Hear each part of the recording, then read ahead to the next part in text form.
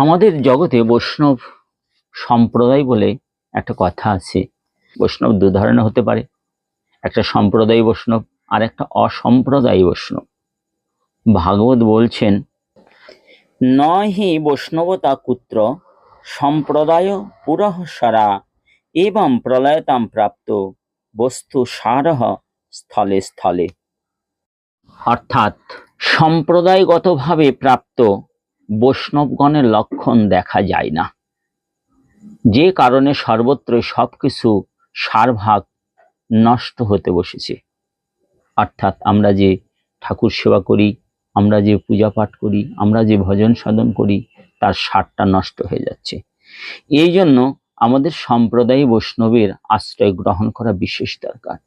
শ্রীমন মহাপ্রভু 4 সম্প্রদায়কে স্বীকৃতি দিলেও তিনি একটা সম্প্রদায় সৃষ্টি করেছেন, তার নাম হলো গৌড়ীয় সম্প্রদায়।